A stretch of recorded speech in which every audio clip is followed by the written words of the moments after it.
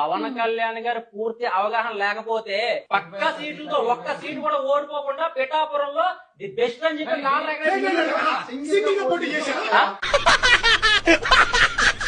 రాజకీయాలను power star ఉన్నంత craze ఎవరికి లేదని చెప్తున్నారు కదా, మరి అప్పుడు రెండు చోట్ల ఎలా ఓడిపోయాడు?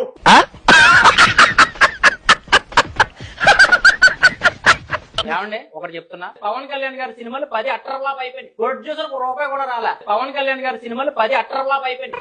11వ సినిమా కూడా అట్టర్లాప్ అయినా జనాలు చూస్తారు. అది పవన్ కళ్యాణ్ రీచ్. ఇప్పుడు చూడట్లేదు కదా. పవన్ కళ్యాణ్ గారు యాక్టింగ్ రాదు, డాన్స్ రాదు, కానీ స్టార్. చేతిలో గన్నున్నా కూడా ఆయన రొట్టి గొట్టం గడరే కదా మీ ఉద్దేశం సార్.